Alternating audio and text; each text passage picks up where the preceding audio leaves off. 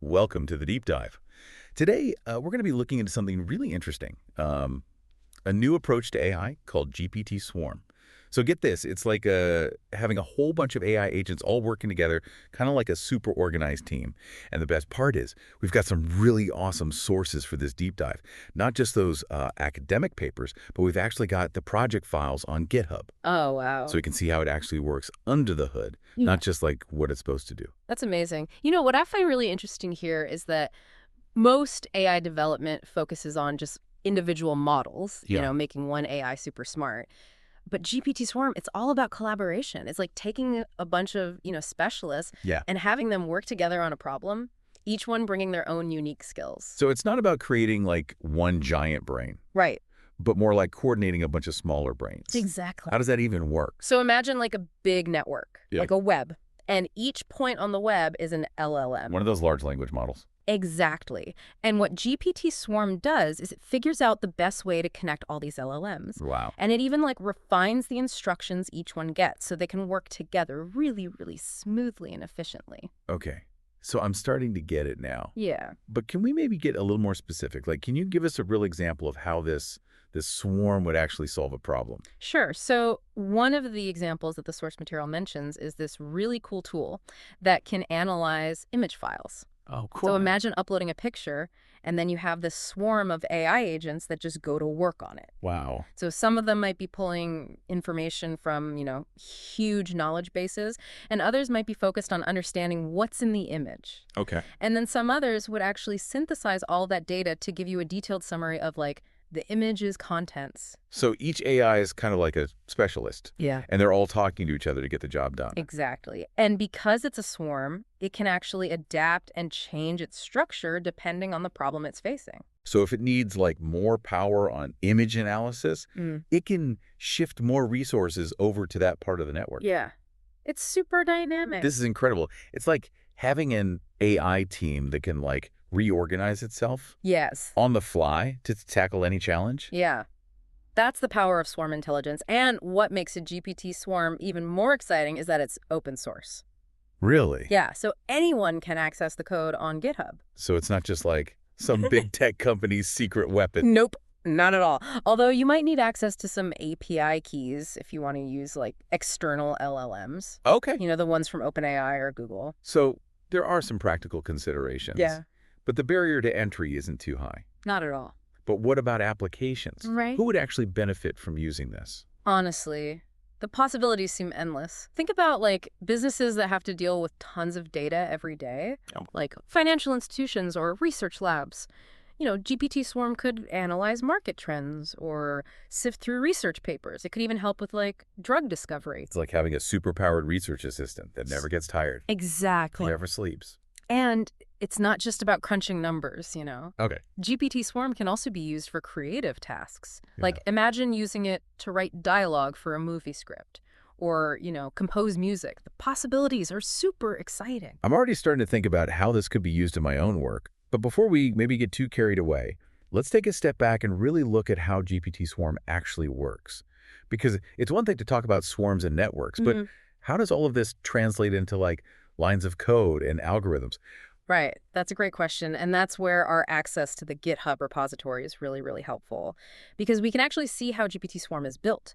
So the library has all these different modules and each one has its own specific role. So there's the environment module that kind of sets up the task for the swarm. Then you have the graph module that manages the network of LLMs.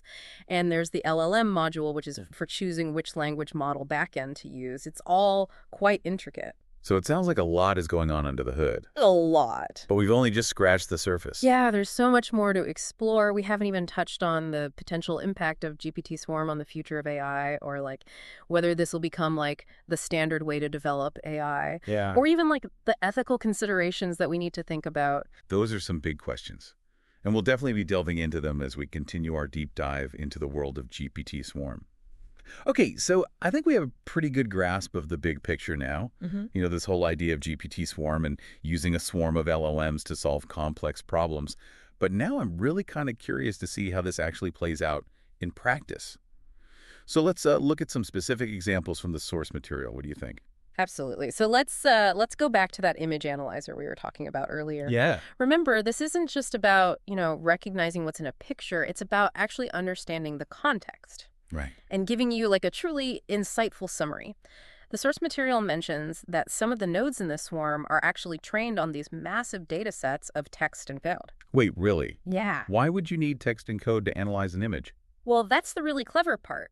Because by having access to all this text and code, the swarm can actually make these connections that, like, a normal image analyzer might just completely miss. Hmm. For example, it might recognize a specific object in an image and then use its knowledge of text to understand, like, the cultural significance of that object, or even like its potential function based on the code that it's analyzed. Oh, so it's not just about recognizing that there's a chair in the picture. Right. It's about understanding like what that chair represents Exactly. or how it was even made. Yeah, and that's just one example. Wow.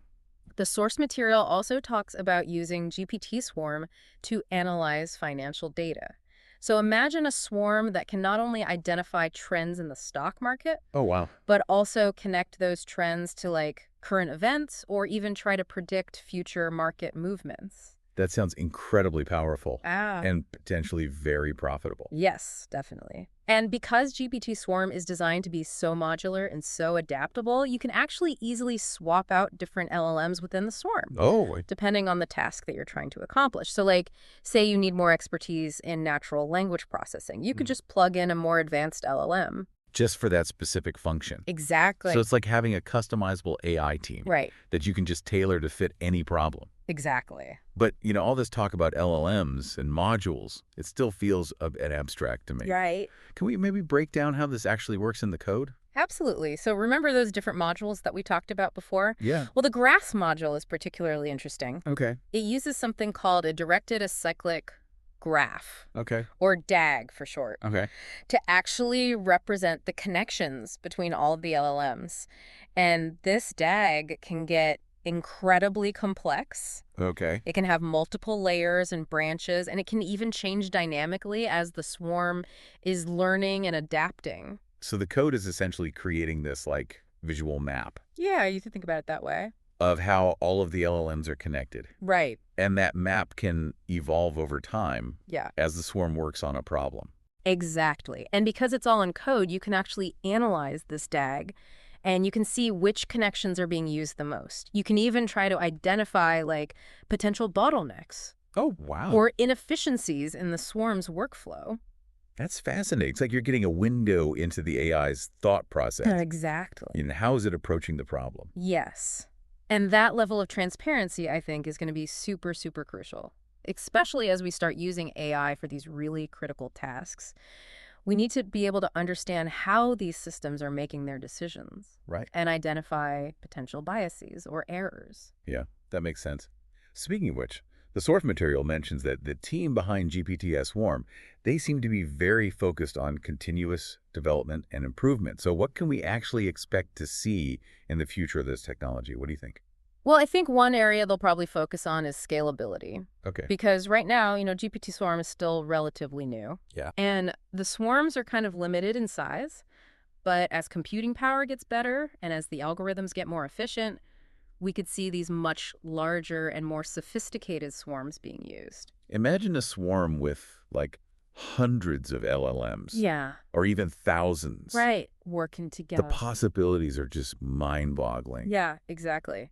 And those larger swarms, they could tackle some really, really big problems, problems that are currently just beyond our reach, like modeling complex systems or developing truly personalized medicine, or even like creating AI that can really understand Wow. and respond to human emotions. It sounds like we're really on the cusp of a major breakthrough in AI. I think so. And it's important to remember that this is all open source. Right. Anyone can contribute to this. Anyone can experiment with new ideas Wow. and help shape the future of AI. That's a powerful message. It means that the future of AI isn't just in the hands of big tech companies or research labs. Right. It's something that we can all be a part of. Okay. But before we get too carried away with, dreams of the future, Yeah. let's bring it back to the present. What are some practical takeaways for our listeners? Like if someone is listening to this right now and they're thinking, this GPT-Swarm thing sounds amazing. Right. How can I start using it? What would you tell them?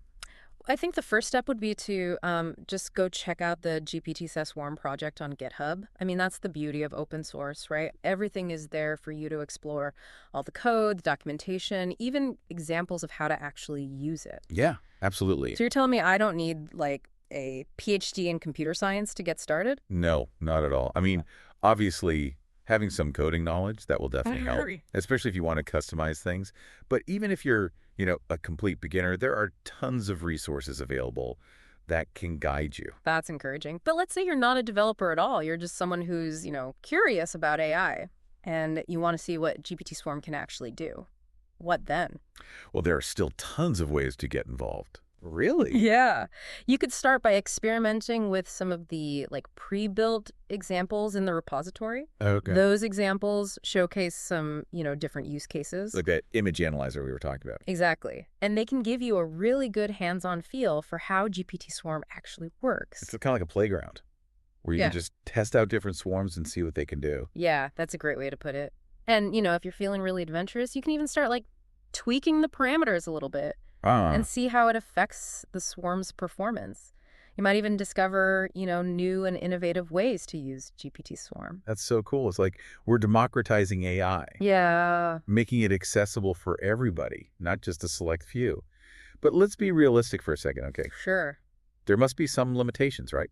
I mean, this technology is still pretty new. Of course. I mean, one of the big ones is just the computational power that's required.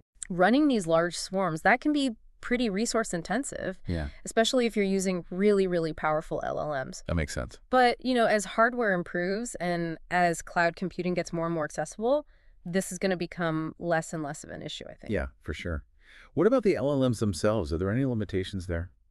Well, LLMs are still under development, and they definitely have, their quirks. Sometimes they can generate incorrect outputs or even biased outputs, and they don't always understand context perfectly.